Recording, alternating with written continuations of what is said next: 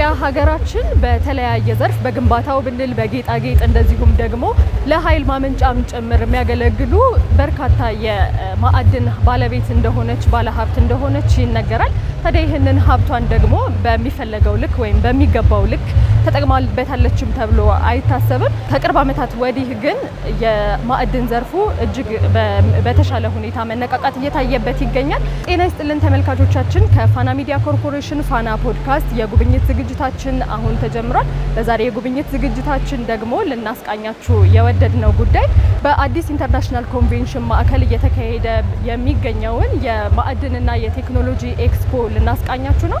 በዚህ ኤክስፖ ላይ በተለያዩ ዘርፎች ቀደም ሲል እንደጠቀስኳቸው ለተለያየ ዘርፍ አገልግሎት መዋል የሚችሉ ማዕድኖች ለእይታ ቀርበዋል፣ እንደዚሁም ለሽያጭ ቀርበዋል። የማዕድን ዘርፉን ለማነቃቃትም የሚውሉ ናቸው ተብሎም ይጠበቃል። እስከ ዝግጅታችን ፍጻሜ ድረስ ከተከታተላችሁን እንግዲህ ኤክስፖ ላይ ምን አይነት ማዕድኖች ቀርበዋል የሚለውን እንመለከታለን። አብራችሁን ቆዩ።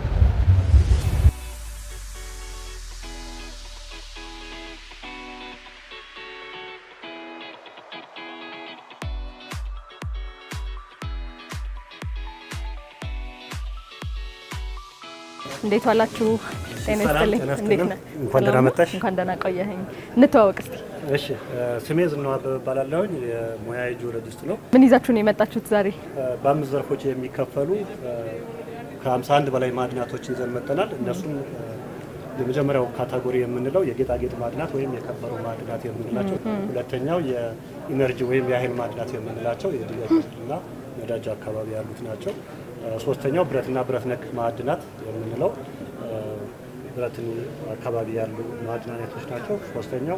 አራተኛው የኢንዱስትሪ ማዕድናት የምንላቸው ናቸው። የመጨረሻው የኮንስትራክሽን ወይም የግንባታ ማዕድን ብለን ከ51 በላይ ማዕድናቶችን ይዘን መጥተናል።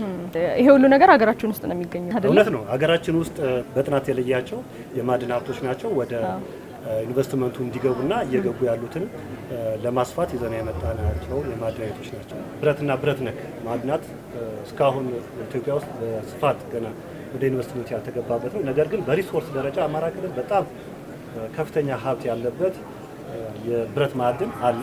ከነዚህ ውስጥ እንግዲህ አሁን እኔ የሚታየኝ ድንጋይ ነው።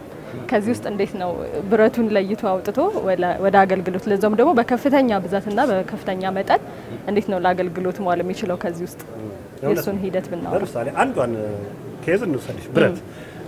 ብረትና ብረት ነክ ያው ስፋት ያለው ሚነራል አለ። ግን ብረት ስንል አይረን የምንለውን ይሄኛውን ማየት ይቻላል። ብታነሻው ይሄ በጣም ከባድ ነው። ይሄ ምን ማለት ነው? ከ60 እስከ 70% ብረት ነው። ስለዚህ አብዛኛውን የሚይዘው የብረት ከ40 እስከ ተወሰነ ፐርሰንቱ ምንድነው ማለት ነው? አፈር ነው። ያንን አፈር ይሄን አቅልጦ አፈሩን አስወግዶ ብረቱን ብቻውን ማድረግ ምን ይባላል? የብረት የማቅለጥ ፕሮሰሲንግ። ይሄ አሁን በሙቀት ብቻ ፕሮሰስ የምናደርግበት ሲስተም እንደሆነ ቀልጦ አፈሩንና ብረቱን ለይቶ ፒውር ባረግሽ ቁጥር ኳሊቲው ከፍተኛ ይሆናል። ውስጡ ላይ ያለውን አፈር 100% ባወጣሽ ቁጥር ሃይ ኳሊቲ የምናገኛለን ብረት እናገኛለን። ሌላኛው በጣም ቀላል ሚነራል የምንላቸው ሊቲየም አለ። ሊቲየም ከአንድ ሮክ ላይ በተፈጥሮ ከ5 እስከ 7% ከተገኘ ምን ይባላል? አዋጭ ነው። ከዛ ላይ ኤክስትራክት ይደረጋል። ይሄ ደግሞ በጣም ውስን ነው የሚይዘው ማለት ነው። ውስን ነው። ስለዚህ ይሄንን ዝም ብለህ ስታየው እዚህ ጋር ሊቲየሙን መለየት አይቻልም። ስለዚህ ሳይንሳዊ መንገዱ ምንድነው? የላብራቶሪ ውጤትና አናላይሲስ ያስፈልገዋል።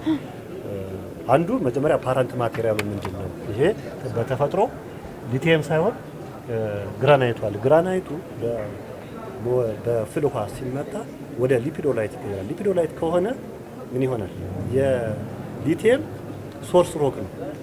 አሁንም እዛ ውስጥ ሊቲየሙ ስንት ናት ማለት ነው? ፐርሰንቷ ትንሽ ነው። 5-7 ከደረሰ በዓለም ላይ 7 ከደረሰ በጣም አዋጭ ነው ማለት ነው። 7% ደግሞ 90 ምናምኑ ሌላ ሆኖ በዚህ በአይን ብቻ መለየት አይቻልም እንደማለት። ስለዚህ በላብራቶሪ ረጅም ፕሮሰስ እና ሳይንሳዊ ስልቶች አሉት። ለምንድን ነው የምንጠቀመው? ሊቲየም ማለት በጣም አሁን ውድ ከሚባሉ ስልክሽ ጋር ያለው ባትሪ ምንድነው? ሊቲየም አዮን ነው። እሱ ነው የመኪና ባትሪዎች ሊቲየም አዮን ናቸው። ሊቲየም ውድ የብረት ማዕድን በጣም በከፍተኛ ሁኔታ አሁን ላይ ዓለምን እያነጋገረ ያለ እነዚህ ኮባልት፣ ሊቲየም ሬር እርዝ ኤሌመንት የምንላቸው ናቸው። ውድ ናቸው። ብረት ናቸው። ነገር ግን ቀላል ስለሆኑ ለብዙ አገልግሎት ያገለግላሉ። አሁን የቴክኖሎጂ ዘመን ስለሆነ ቴክኖሎጂ ላይ በሙሉ ይገባሉ ማለት ነው። ሁሉም ላይ የምንጠቀመው ይሄንን ነው። ውድ ይሆናል ተፈላጊነቱና በስፋት ዓለም አሁን የሚረባረብበት የሊቲየም ማለት። ስለዚህ ይሄንን በስፋት ማግኘት እንችላለን አሁን ሀገራችን ውስጥ። አሁን እኛ ድሮ ኢትዮጵያ ውስጥ የለም ይባል ነበር። አሁን በተወሰኑ ቦታዎች ላይ ተገኘ። በጥናት ባየናቸው መሰረት እንደዚህ በተለይ ፎልት የምንለው ስትራክቸሮች አሉ። በዛ ውስጥ የፍል ውሃዎች ይሄዳሉ። ፍል ውሃው ሶሊብል ሆኖ ሊቲየም የመያዝ እድል ይኖራል። እሱ ከግራናይት ጋር ሲገናኝ ምን እየሆነ ይሄዳል? ሊፒዶላይቱ ፎርም የማድረግ እድሉ እየጨመረ ይሄዳል። ስለዚህ አካባቢ ስንሰራው የተወሰነ ፐርሰንቱ እስከ 3-4% ታገኛለህ። መጠናት አለበት። ወደ ዲፕ ስንሄድ ይሄን አስፍተን የምርመራ ፍቃድ ሰጥተን ሰዎች አቅም ያላቸው ድሪሊንግ ሰርተው ውስጡንም ያጥሩትና ክምችቱን እንወቅ። አሁን እኛ በጥቆማ ደረጃ ነው ገና ያለ። ስለዚህ ገና ወደ ስራ የገባ አይደለም። አዎ ምንድነው የቅኝት ፍቃድ የምንለው አለ። አሁን የፍቃድ አይነቶች ይለያያሉ። መጀመሪያ አንድ ማዕድን እዚች ጋር ስታገኘ እሷን አንስተሽ ማልማት አይቻልም። ነገር ግን እሷ ስፋት አላት ወይ የሚለውን ለማጥናት የቅኝት ወይም የምርመራ ፍቃድ ሰጣቸዋል። ሲመረምሩ እየሰፋ ከሄደ ያ ማዕድን ያው ወደ አዋጭነት ጥናት ይሄዳሉ። የሚያዋጣ ከሆነ ደግሞ ወደ ምርት ፍቃድ ይሄዳሉ። በእነዚህ ፍቃዶች ቅድም ህጋዊ ፍቃዶች ሲስተሞች ተከትለው ወደ ማልማት የሚገቡበት በዛ ስቴፖች። እስቲ ሊቲየሙ ላይ ላቆየትና እንደነገሩኝ አሁን በስፋት የምንጠቀምባቸው አሁን ደግሞ የቴክኖሎጂ ጊዜ ነው። የተለያዩ የቴክኖሎጂ ውጤቶችን የምንጠቀመው በዚህ ማዕድን ስሪት ነውና በምን ያህል ዋጋ ነው ይሄ ተሰርቶ ወደ ሽያጭ መቅረብ የሚችለው ወደፊት? አሁን ባለው ካረንትሊ ቸከብ ላደርግሽ ከኮባልት ጋር ተመሳሳይ ነው። ሊቲየም ፐር ቶን እስከ $18,000 የገባበት ጊዜ ነበር። ሪሰንትሊ ቶፕ ከሚባሉት የማዕድን አይነቶች ውስጥ ሊቲየም አንዱ የውጭ ዜጎች ከመጡ ልክ ይሄን ነው አይናቸው የሚያርፈው እዚህ ላይ።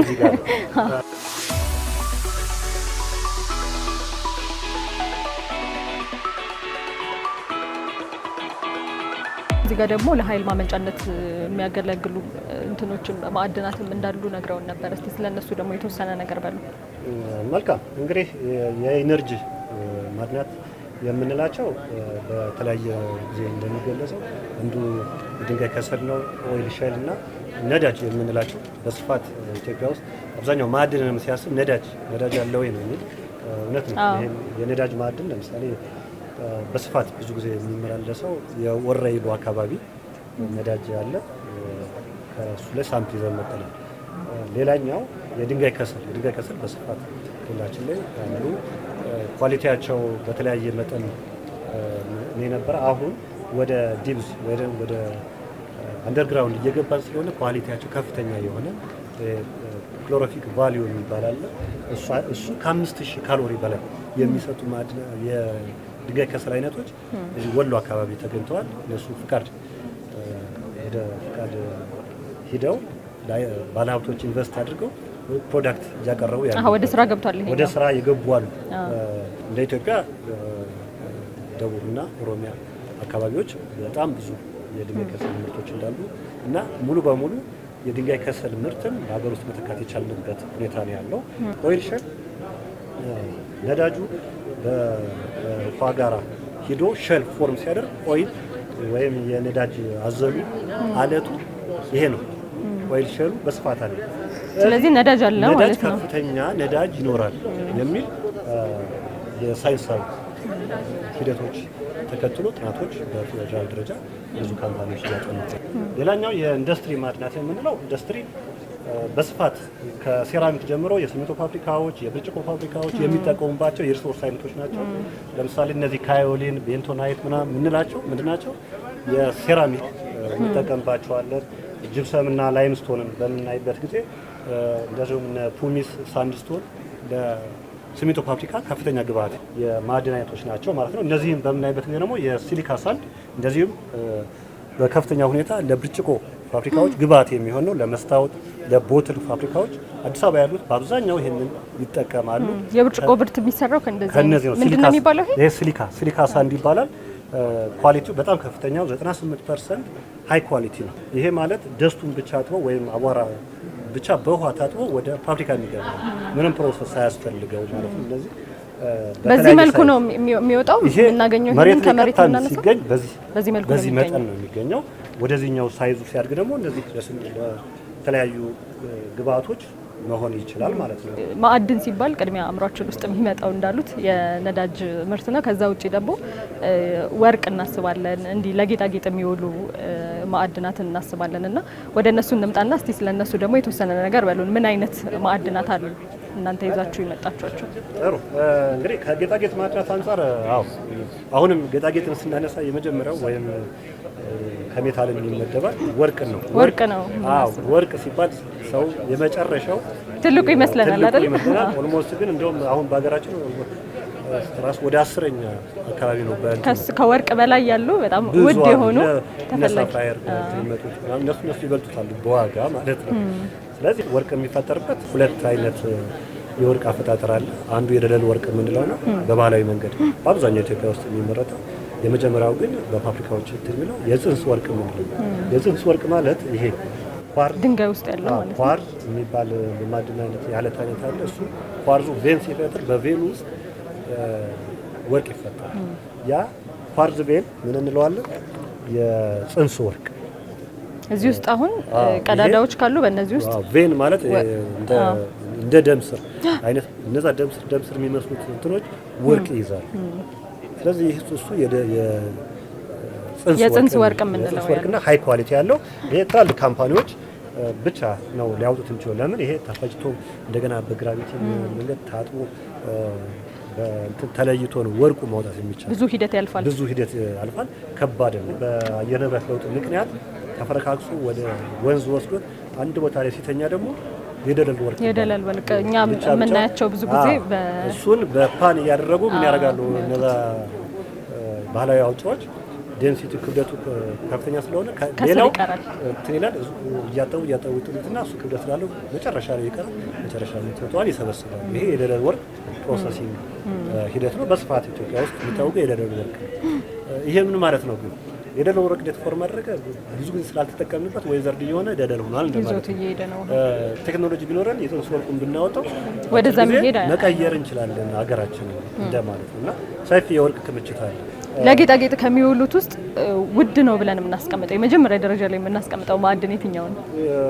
አሁን ባለው ኢትዮጵያ ውስጥ ሳፋየር ጥሩ ማርኬት ያገኘበትና ዓለም ላይም በተሻለ እየተሸጠ ያለው እሱ ነው። ነገር ግን አንዱ አሁን ኦፓል ኮመን ኦፓል የምንለው አለ።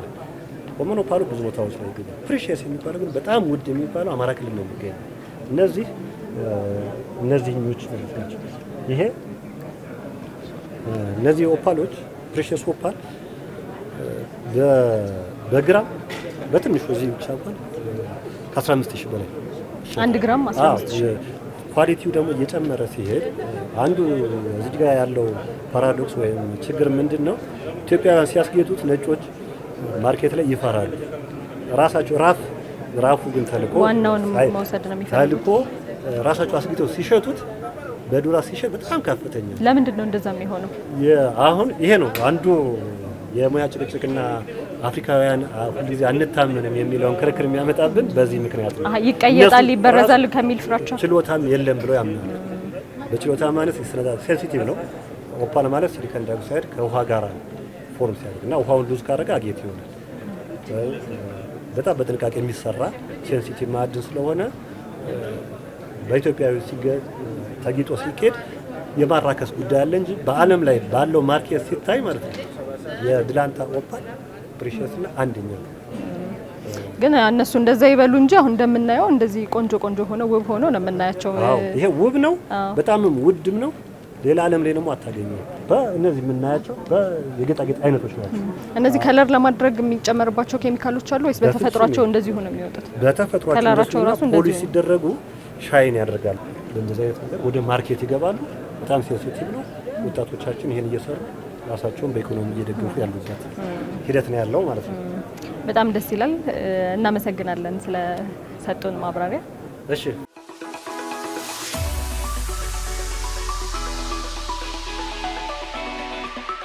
ተመልካቾቻችን እንግዲህ በአዲስ ኢንተርናሽናል ኮንቬንሽን ማዕከል ተገኝተን የማዕድንና ቴክኖሎጂ ኤክስፖን እየተመለከትን ነው የምንገኘው። አሁንም እንቀጥላለን። አብራችሁን ቆዩ።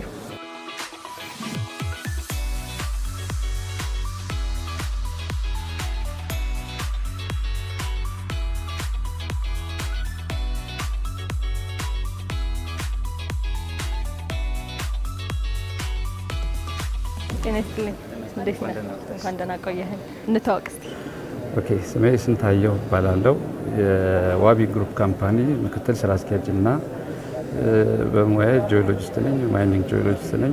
በማዕድን ስራዎች ላይ ነው ያለሁት። ምን ይዛችሁ መጣችሁ? ኢትዮጵያ ካፈራቻቸው የማዕድን ሀብቶች ውስጥ ከሆነው ግራናይት ያልተነካ ግራናይት እና እምነበረድ ዳይሜንሽናል ስቶኖች ምንም ያልተነኩ ማዕድናት ናቸው።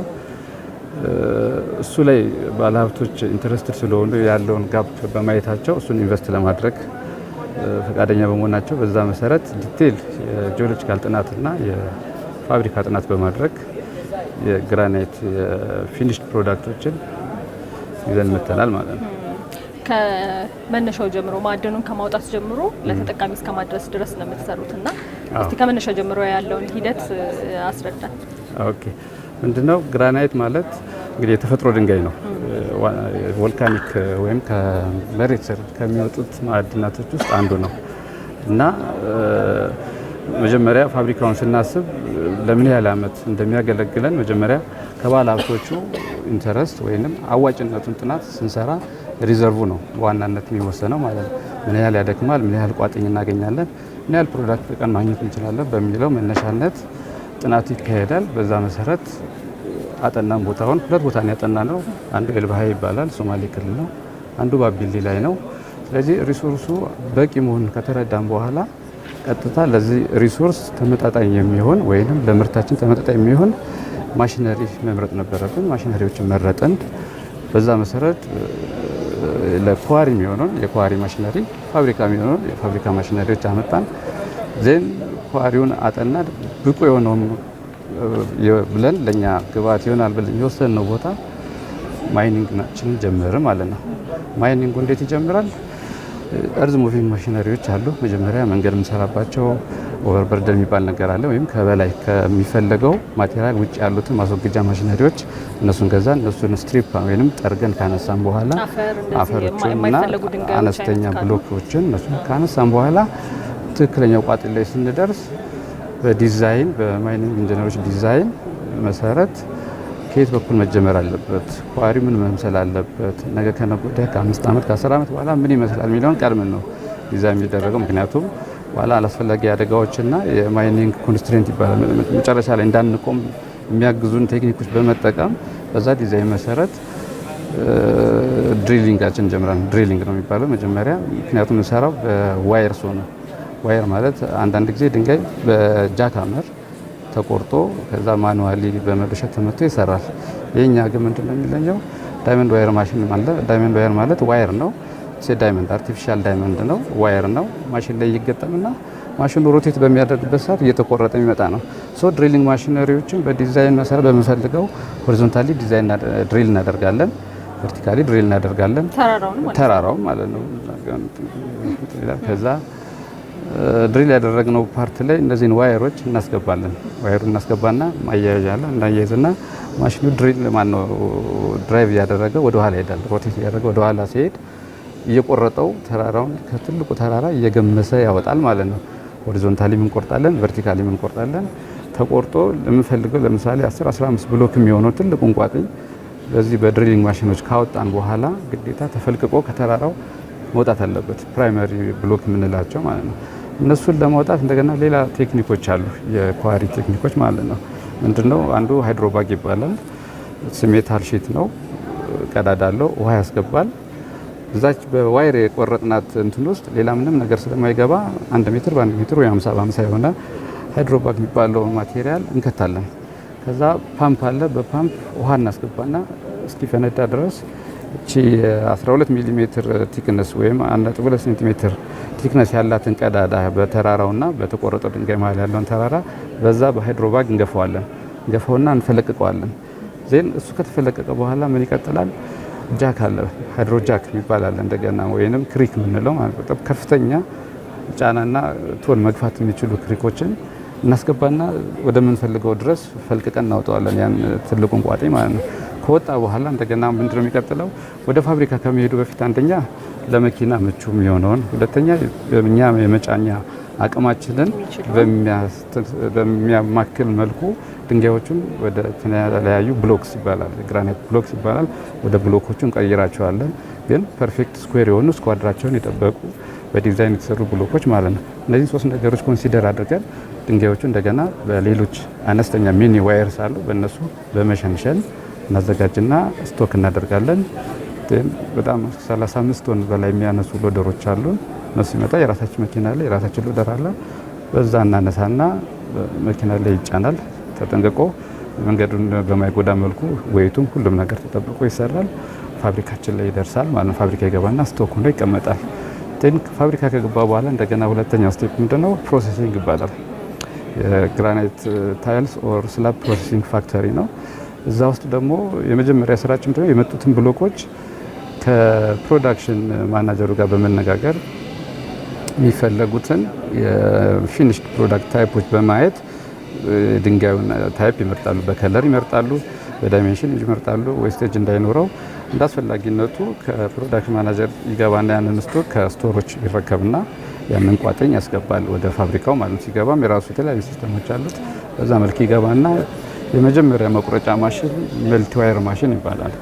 ኢትዮጵያ ውስጥ አሁን ወደ 2/3ኛ ፋብሪካ ሲሆን ነው። በጣም ግዙፍ ቋጥኞችን በአንድ ጊዜ መሸንሸን የሚችል 68 ዋየር ያለው አንደኛው ማሽን 68 ዋየር ያለው፣ ሁለተኛው ማሽን 71 ዋየር ያለው በ6 ወር ልዩነት ነው ያስገባናቸው። ያው ስራው ጥሩ ስለሆነ እና ተፈላጊነቱን በጣም እየጨመረ ስለመጣ ወዲያውኑ ሁለተኛው ማሽን አስገባን። ስለዚህ በዚህ በመልቲ ዋየር ማሽን ስትሪፕሶች ይሰራሉ ወይም ስላቦች ይመረታሉ። ስላቦቹ በሙሉ 68 ዋየር ይገባና ሜቢ ግራና ቀኝ ፌል የሚያደርግ ወይም ክራክ ያደረገው ቲክነስ ቫሪዬሽን ከመጣ ግራና ቀኝ ያለው ብቻ ቢወጥ 66 ስላብ በአንድ ጊዜ እናመርታለን ማለት ነው። የአንዱ ስላብ ዳይሜንሽን ስንት ነው ብትይ 2 ሜትር በ3 ሜትር 2 ሜትር በ3.50 ሊሆን ይችላል። ቁመቱ ማክሲመም 2 ሜትር ስለምንሰራ ለተፈለገው ዓላማ እየተቆራረጠ ደግሞ እነሱ እንደ መጀመሪያ የሚሆነው የመጀመሪያ ምርት ነው የሚሆነው። ያ የገባው ብሎክ እንዳለ በዛ ስትሪፕስ በ2 ሴንቲሜትር ወይም በ3 ሴንቲሜትር ወደ ስላብ ይቀየርና ደንበኞች አሉን እንደዚህ አከፋፋዮች እዚህ ከተማ ላይ የሚሰሩ ለነሱ የምንሰጣቸው ከሆነ ፖሊሽድ ያልሆነ የሚፈልጉ ከሆነ ፖሊሽድ ያልሆነ ብሎ ስቶክ ይደረጋል። ፖሊሽድ የሚፈልጉ ከሆነ ፖሊሽድ ይደረጋል። ፖሊሽንግ ማሽናችንም እዛው ከእንትኑ መቁረጫው እንደወጣ ተያያዥነት ያለው ትሮሊ ይባላል። በዛ ሞተራይዝድ በሆኑ ትሮሊዎች ትራንስፈር ያደርግና ወደ ፖሊሽንግ ሄድ ወደ 22 ሄድ ያላቸው ፖሊሽንግ ማጠቢያ ማለት ፖሊሽ ማድረግ ማጠቢያ ነው። ከመጀመሪያው ጀምሮ በጣም ዳይመንድ ቱልስ የሆኑ ራፍ የሆኑ ቲክነስን ማስተካከል የሚችሉ 2 ሄዶች ይኖራሉ። ከዛ በኋላ በደረጃ እስከ መጨረሻው ላክስ የሚባል ሳሙና አለ። በጣም ሚረር ኢሜጅ የሚያወጣው ማለት ነው። በጣም አለስልሶ ፊኒሽድ ድረስ እንደ ፍላጎት ነው በእርግጥ የምናደርገው። እዛ ድረስ የማይፈልግ ያለ ግን አብዛኛው ምርታችን እሱ ስለሆነ በሙሉ በእሱ እንጨርሰውና አሁንም ስቶክ እናደርጋለን። እንደ የአገልግሎቱ ይለያያል። የመለስለስ መጠኑ ለምን አገልግሎቱ የምንጠቀማቸው ናቸው? ለምሳሌ እነዚህን በአብዛኛው ህብረተሰቡ የሚፈልገው ደረጃዎች አሉ። ደረጃዎች ላንዲንግ ላይ ብዙ መለስለስ ብዙ አይፈልጉም። ወክዌ ምን የምትሄጅባቸው የቤት ውስጥ ሆኖ ላንዲንጎች ደረጃ ስጨርሽ የምታርፊባቸው እና የቤት ፍሎሮችም ራሱ በግራናይት የሚሰሩ ሰዎች አሉ። እነሱ ላይ ሚረር ኢሜጅ ቢሆን አይመረጥም። ስሊፐሪ ስለሚሆን ያንሸራትታል። ሞር የተሻለ እንደውም ለዛኛው ሌዘር ፊኒሽ የሚባል ደግሞ አለ። እነዚህ ከማጠቢያዎች ውስጥ ሳምንት ምንድነው የብሩሽ አይነት ማጠቢያዎች አሉ። ብሩሽ ታይፕ ያላቸው ማለት ነው። በእነሱ ሲታጠቡ ምን ይሆናል? በጣም ስሙዝ የሆነው የሆነ መሻከርና እንትን አይነት ይመጣል። የሱ አይነትም ፊኒሽ አለን ማለት ነው። እሱ እናደርጋለን። ወር ደግሞ ኤክስተርናል ለዝናብ የተጋለጸ ሰዎች ሲሄዱ እንዳይጥላቸው ካስፈለገ ደግሞ ሳንድ ብላስቲንግ የሚባል እዛው ፖሊሽንግ ማሽን ላይ የሚገባ ቱልስ አለ። ሄዶቹን እንቀይርና እነሱ ሮቴት እያደረጉ ሳንድ ፕላስት ይባላል። በዚህ መሰል ወይም ፍሌም ይባላል። አንዳንዶቹ በሳት አቃጥለውት ሻካራነቱን ያመጣሉ። እኛ ግን ለሱ ደግሞ የራሱ ስፔሻል አታችመንት ስላለ እሱ እናደርግና የዚህ አይነት ፕሮዳክት እናወጣለን ማለት ነው። ከዛ በኋላ ደንበኞች በሚፈልጉት መልክ እንደ የቴክነሱና እንትኑ የተሸነሸነ ደንበኞቻችን እናረካለን ማለት ነው። ዋጋቸው እንዴት ነው? ዋጋቸው ያው ከውጭው ይሻላል። ከውጭ ሀገር ከሚገባው በደንብ ይሻላል። ሀገር ውስጥ ካሉት ደግሞ ተቀራራቢ ነው። ቀደም ሲል እንዳነሱት ከውጭ ከሚገቡት አንጻር ቅናሽ የሚሆንባቸው የራሱ ምክንያት ይኖራል። እንደዚህ አይነት ዝግጅቶች መዘጋጀታቸው ራሱ አንደኛው ዋነኛው እንትን ከውጭ የሚገቡ ምርቶችን በሀገር ውስጥ የመተካትና ሀገሪቱ ያላትን አቅም አውጥቶ የመጠቀም ሂደት እንዲዳብርና እንዲያድግ ነው እና ከውጭ ካሉት አንጻር ከዚህ በፊት እንግዲህ በብዛት ከውጭ ነው አይደለ እያስገባን የምንጠቀመው እንዲህ አይነት ምርቶችን። አሁን እናንተ የምታመርቱት ደግሞ ምን አይነት ልዩነት ይፈጥራል? እንዴትስ ወደ ገበያው እየቀረበ ነው? ከብሩ አንጻር ምነግርሽ ይሄ ሴክተር የዳይሜንሽናል ስቶን ሴክተር እኛ ጥናት አድርገናል ስንጀምር። ኦልሞስት 95% ኢምፖርትድ ነው ግራናይት ኢትዮጵያ ውስጥ የተካሄደ ያለ 5% ነው። እኛ ብዙ ሀገርም ዞርን አይተናል። ኦልሞስት የዚህ አይነት ፋብሪካዎች የለም ኢትዮጵያ ውስጥ። በሚገርም ሁኔታ ደግሞ ሪሶርሱ ለብዙ አመታት ለልጅ ልጆች የሚተርፍ ሪሶርስ አለ በሁሉም በኩል። ምስራቅ ላይ አሁን ብዙም አይታወቅም ነበር። ምስራቅ ላይ ነው እኛ ሄድ ነው በብዛት የሚታወቁት ጎጃም፣ ወደ ትግራይ፣ ወደ አሶሳ ምናምን አካባቢ ነበር። አሁን ምስራቅ ላይ እንደዚህ ነገር ፋብሪካ ታስቦ አያውቅም። ምክንያቱም በደንብ ቢጠና በጣም ከፍተኛ የሆነ ክምችት ያለበት ነው ሀገር 95% ኢምፖርት ያደረግን ለዘመናት የሚያገለግል ጥሬ ዕቃ እያለን እያመጣን ነበረ። ስለዚህ አሁን ይህን መጀመራችን ለሌሎች ባለሀብቶችም ያበረታታል፣ ለሀገር ኢኮኖሚ በጣም ከፍተኛ አስተዋጽኦ ያደረገ ነው። ኮሪደሮች ሲሰሩ ከፍተኛ ጥረቶች ነበሩ። እጥረት ሲኖር መንግስት የሚልካቸው ወደኛ ነው ይመጣሉ እና በ3 በ4 ቀን ውስጥ የሚፈልጉትን ጋፕ እንሞላለን እና ምንም አልተጀመረም። በጣም ይሄ ዶላር ተመንዝሮ ተብሎ የሚመጣው ከማስቀረቱም በላይ የምትፈልጊውን ነገር በወቅቱ የማግኘቱ እንትን ትልቅ አክሰስ ነው የፈጠረው እና በጣም ከፍተኛ አስተዋጽኦ እያደረግን ነው። እንዲህ አይነት ምርቶች በሀገራችን እየተሰሩ መሆኑን ህብረተሰቡ እንዲያውቅ ወደ ሌላ ቦታ ሀሳባችን እንዳይከፈል እዚሁ እናገኛለን ሁሉንም የሚለውንም ሀሳብ እዚሁ የሚፈጥር ነውና ትክክል። ከዛ አንጻር ቆንጆ ነው እያስባለሁ። በጣም ጥሩ ነው። በጣም ጥሩ ነው። ይበል የሚያሰኝ ነው። ይህንን አይተው የሚጠይቁን ምንድነው ከየት ሀገር ነው ምናምን ነው የሚሉት። እዚሁ ኢትዮጵያ መሆኑን እንኳን የሚገነዘብ በጣም ጥቂት ሰዎች በሙያው ላይ ያሉ ካልሆነ በስተቀር አብዛኛው ሰው አያውቅም እና በጣም ነው የሚገረሙት በሚያዩት ትምህርት ማለት ነው። ስለዚህ ጥሩ ነው ቆይታችን። እኛም በረታለን። በሚቀጥሉ አመት ደግሞ ስናጡ ከዚህ የተለየ ፕሮዳክቶችን ጨምረን ባይዘዊ ከአምናው ወይም ሌላ ቦታ ከሌለ በአንድ ቲክነስ የሚባል በዚህ በሴራሚክ ቲክነስ የሚሰራ የለም። እኛ ጀምረናል። ኔክስት ይር ደግሞ ምን አዲስ ነገር ይዘን እንምጣ በአይነትም በከለርም እያለን ነው። በዚህ በዳይሜንሽን ስቶን ስራ ላይ በጣም በከፍተኛ ሁኔታ ትኩረት አድርገን ነው እየሰራን ያለ ነው። አዳዲስ ነገሮችን ማሳየት እንፈልጋለን። ስለዚህ ጥሩ ነው ብዬ አስባለሁ። እንጠብቃለን እንግዲህ በተሻለ ምርት ደግሞ እንዳትጠራጠሩ አናቆም። እናመሰግናለን። እኔም አመሰግናለሁ ስለጎበኛችሁ። እሺ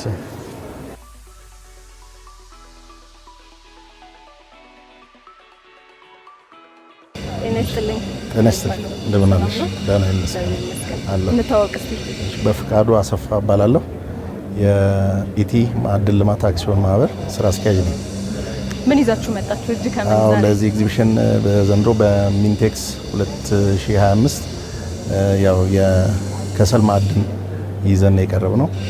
ያው ከማዕድን ኢትዮጵያ ካሏት የማዕድን ሀብቶች አንዱ የድንጋይ ከሰል ነው።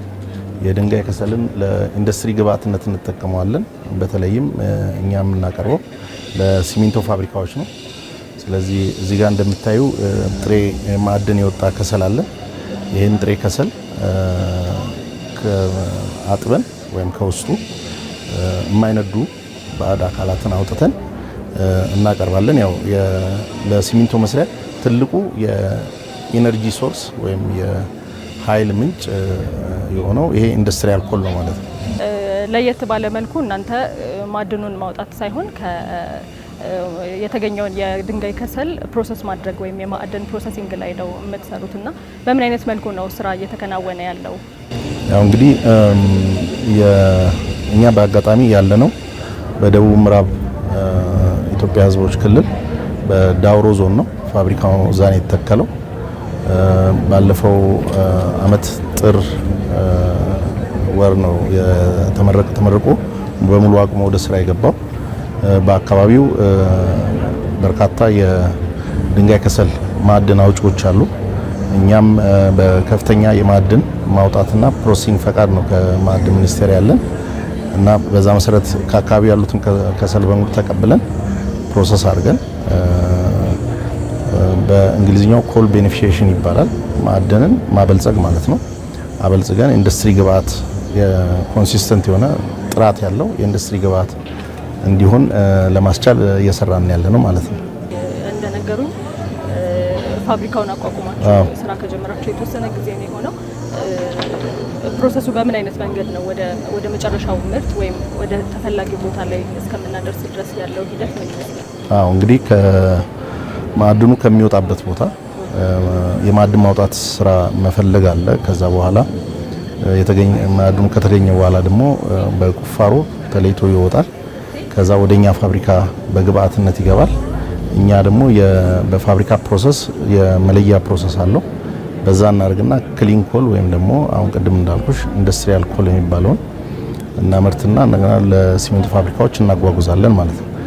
በዚህ ትስስር ውስጥ ማዕድን አውጪዎቹ አሉ፣ እኛ ፕሮሰስ የምናደርገዋለን። ተጠቃሚው ደግሞ የሲሜንት ኢንዱስትሪ አለ እና ለሁሉም ማለት ወይም ለበርካታዎቹ የሲሚንቶ ፋብሪካዎች እናቀርባለን ማለት ነው። የሲሚንቶ ፋብሪካዎች ናቸው አብዛኛው ደንበኞቻችን እነሱ ናቸው። እነሱ የሚጠቀሙበት በምን አይነት ነው? እነሱ እንግዲህ ያው ሲሚንቶ መስራት ማለት የላይምስቶን ምናልባት ወደ አማርኛው ከመለስኩት የኖራ ድንጋይ የምንለውን እሱን ፈጭቶ በማቃጠል ነው ሲሚንቶ የሚገኘው እና በትልቅ ማቃጠያ ውስጥ ነው እነሱ የሚያቃጥሉት እና እዛ ውስጥ በዋናነት ቺፕ የሆነው በኢንዱስትሪው በቀላሉ ሊገኝ የሚችለው ወይም የሚሆነው ይሄ ነው። እስከ ቅርብ ጊዜ ድረስ ኢትዮጵያ ከውጭ ነበር ኢምፖርት የምታደርገው። 5 የኢኮኖሚው ዘርፎች መካከል ማዕድን አንዱ ስለሆነ በዛ መሰረት ከውጭ የሚመጣውን ለማስቀረት የሃርድ ከረንሲ ለማዳን የውጭ ምንዛሪ ለማዳን በሚል በተሰጠው ትኩረት ነው እድሉን አግኝተን እኛም ወደ ስራ እየገባ ነውና ሙሉ በሙሉ ሌሎችም ኩባንያዎች እየመጡ ነው። ሙሉ በሙሉ ወደ መተካት የውጭውን በሀገር ውስጥ ወደ መተካት ለመሄድ ነው ሀሳቡ። እኛ ከዚህ ውስጥ የራሳችንን ድርሻ እንወጣለን። በአመት ከ450 ሺህ እስከ 500 ሺህ ቶን የሚሆን ኢንዱስትሪያል ኮል ለማቅረብ ካፓሲቲ ያለው ፋብሪካ ነው ያለ። እንግዲህ አሁን የመጀመሪያ ሙሉ አዲሱ አመት ይዘን የመጀመሪያ ሙሉ አመታችን ነው የሚሆነው። ያው ጠንክረን እየሰራን ያለ ነው። እንደሚታወቀው ኢትዮጵያ ሀገራችን በበርካታ የማዕድን ሀብቶች የበለጸገች ናት። እንዳለን ብዙ ማዕድኖች ገና ያልተነካ የማዕድን ሀብት እንዳላት ይነገራል። ነገር ግን አውጥተን እየተጠቀምንበት አይደለም። እንደሚታወቀው ከቅርብ ጊዜ ወዲህ ነው በደንብ እየተጠቀምንባቸው ጉዞ እየጀመርን ያለ ነውና የእናንተ ፋብሪካ ወይም የእናንተ ምርት ምን አይነት አስተዋጽኦ ይኖራል? ቅድም የተወሰነ ጠቅሰውልኛል። ሃርድ ከረንሲን ከማስቀረት አንጻር በማዕድን ኢንቨስትመንት ነው ራሱ በኢንቨስትመንት ከፍተኛ የስራ እድል ፈጠራ አለው። የመንግስት ገቢንም በታክስ የመንግስት ገቢንም ያሳድጋል። በተጨማሪም ደግሞ አሁን የኛ ምርት በዋጋም ከውጭ የሚመጣውን ይተካል። ባነሰ ዋጋ ነው የምናቀርበው በሀገር ምርት መጠቀማችን። ስለዚህ የዋጋ ንረት ላይ ያን በማድረግ በራሳችን ሀብት በመጠቀማችን የሚያመጣው አስተዋጽኦ አለ። ቅድም ያልኩሽ ደግሞ የውጭ ምንዛሪን በማዳናችን ደግሞ ለኢኮኖሚ የምናተርፈው ነገር አለ እና እንዳየሹ ኤግዚቢሽኑ ላይ እንደምታዩ በማዕድን ሴክተሩ ወርቅን ጨምሮ ሌሎችም ማዕድናት ጂምስቶኖቹ በጣም ብዙ ነው ያለውና የሚያሳይሽ የማዕድን ሴክተሩ እየተነቃቃ ያለ ተወልዷል፣ እየተነቃቃ ያለ መሆኑን የሚያሳይሽ ነው። የኛም እንግዲህ ከዛ ውስጥ አንዱ ነው ብዬ አስባለሁ። ደስ ይላል በጣም። ቀደም ሲል እንዳነሳ ነው እየተነቃቃ ነው ብለናል አይደለም? የኢትዮጵያ የማዕድን ዘርፍ እንዲህ አይነት ኤክስፖስ መዘጋጀቱ ለእናንተ ምን አይነት አስተዋጽኦ አለው? ራሱ ኤክስፖ የመነቃቃቱ መገለጫ ነው። እሱ ራሱ ባይኖር ማለት ጠቅላላ ኢንዱስትሪው እንደምታዩ የውጭ ሀገር ሰዎችም አሉ። እነሱ ቴክኖሎጂውን ለኢትዮጵያ እያቀረቡ ያሉ ናቸው ማለት ይቻላል። ይጎበኛሉ፣ ያሉ ይሄ ኤክስፖ መኖሩ የሀገርን ኢሜጅ ይቀይራል፣ ሀገሪቷንም የበለጠ ያስተዋውቃል እና ተስፋ ብዙ እንዳለን የሚጨበት ተስፋ እንዳለን የሚያሳይ ነው። እንዳልኩሽ የመጀመሪያው ሲሚንቶ ፋብሪካ 80 ዓመት አካባቢ ይመስለኛል ድሬዳዋ የተቋቋመው እና ከዛን ጊዜ ጀምሮ ለሲሜንት መስሪያ የሚሆነንን ኃይል ምንጭ የምንቀበለው የምናስመጣው ከውጭ ነበር። አሁን በራሳችን ሀብት መጠቀም መቻላችን እንደ እድል ሆኖ ግን ያላየነው ረስተነው የነበረ እና በጣም የሚያስቆጭ ነውና እኛም በቁጭት መንፈስ ነው የሰራነው። ኢትዮጵያ ገና አልተገነባችም። በብዙ ሚሊዮን የሚቆጠሩ ቤቶች ወደፊት ይገነባሉ። ስለዚህ አሁን ትክክለኛው ጎዳና ላይ ነን፣ መስመሩን ይዘነዋል ብዬ ተስፋ አደርጋለሁ። ለግንባታ ኢንዱስትሪው የበኩላችንም አስተዋጽኦ እንደምናደርግ ለኢንዱስትሪያላይዜሽን እድገቱም የራሱን በጎ ነገር እንደሚያመጣ ነው ተስፋ ማድረግ ነው። በጣም እናመሰግናለን። ከዚህም በላይ መልካም ነገር ለሀገራችን ይዛችሁ እንድትመጡ ተስፋ እናደርጋለን። እኔም በጣም አመሰግናለሁ።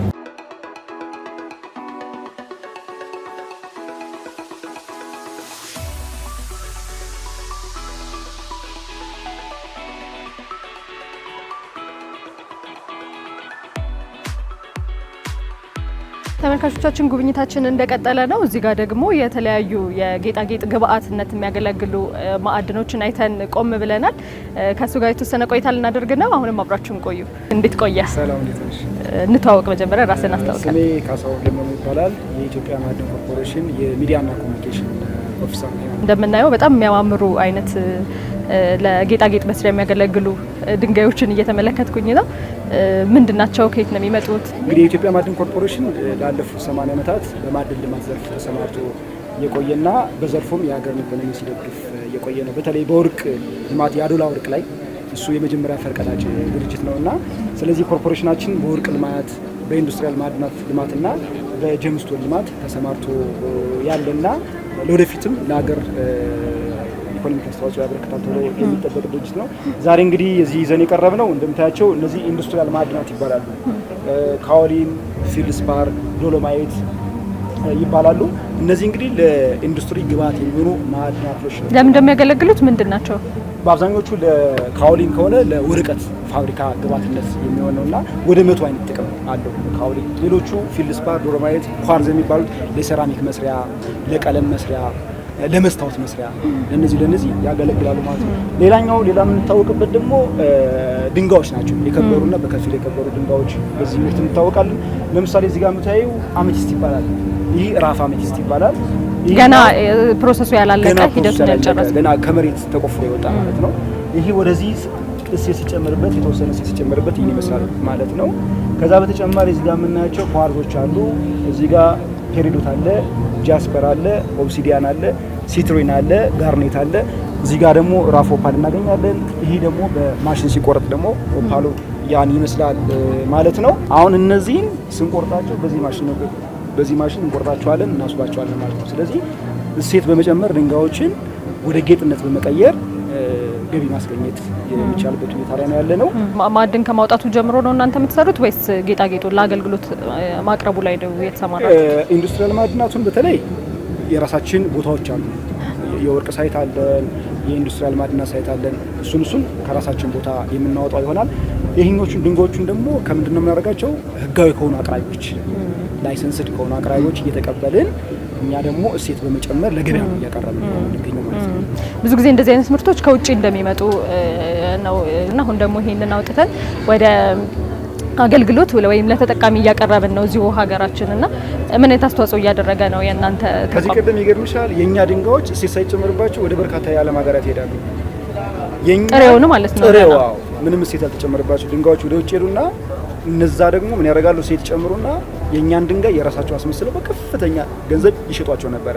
አሁን መንግስት ግን ለዘርፉ የሰጠው ትኩረት ከአምስቱ የኢኮኖሚክ ምሰሶ መካከል አንዱ የማዕድን ዘርፉ ነውና መንግስት በሰጠው ትኩረት መሰረት እሴት እየተጨመሩ ወደ ውጭ ኤክስፖርት የሚደረጉ አሰራር በመዘርጋቱ አሁን ከፍተኛ ገቢ ለውጭ የውጭ ምንዛሬ እየተገኘ ነውና ስለዚህ የራስ አስመስሎ የማቅረብ ሂደቱን ያቆማል ማለት ነው። እኛ እሴት እየጨመርን የምናገኛቸውን የምድራችን ጸጋ የሆኑ ሪሶርሶቻችንን እሴት እየጨመርን በምንሸጥበት ወቅት ከፍተኛ የውጭ ምንዛሬ ማግኘት እንችላለን ማለት ነው። አዎ፣ ልዩነቱ ሰፊ ነው የሚሆነው ጥሬውን ድንጋይ ከመሸጥና ደግሞ ፕሮሰሱን የጨረሰውን ለገበያ የማቅረቡ ሁኔታ የተሻለ ገቢ የሚያስገኝ ነው።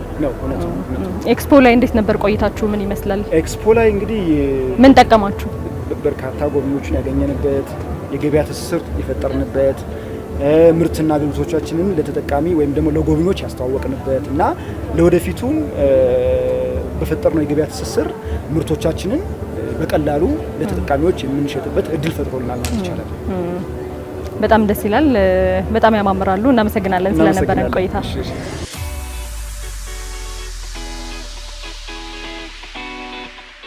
ተመልካቾቻችን ከፋና ሚዲያ ኮርፖሬሽን ፋና ፖድካስት የጉብኝት ዝግጅታችን የተመለከታችሁትን ይመስል ነበረ። በአዲስ ኢንተርናሽናል ኮንቬንሽን ማዕከል ተገኝተን ከሰሞኑ እየተካሄደ የነበረውን የማዕድንና ቴክኖሎጂ ኤክስፖ ዞር ዞር እያልን ተመልክተናል፣ ለእናንተም አስመልክተናል። እንደተመለከታችሁት እንግዲህ ለጌጣጌጥ አገልግሎት የሚውሉ ከዛ ውጭ ደግሞ ለኃይል ማመንጫነት እንደዚሁም ለግንባታ አገልግሎት የሚውሉ ማዕድኖች እዚሁ ከሀገራችን ኢትዮጵያ የተመረቱ የወጡ ለአገልግሎት እየቀረቡ ተመልክተናል። የተወሰኑትን ለእናንተ ለማስመልከትም ሞክረናል። በቆይታችን እንግዲህ የሚጠቅማችሁን ነገር እንዳገኛችሁበት ተስፋ አደርጋለሁኝ። ከፋና ሚዲያ ኮርፖሬሽን ፋና ፖድካስት የጉብኝት ዝግጅታችን ለዛሬ ይዘንላችሁ የቀረብነው ይሄንን ይመስል ነበረ። አብራችሁ ቆይታ ያደረኩት በጸሎት መንገሻ ነበርኩኝ። ጤና ይስጥልኝ።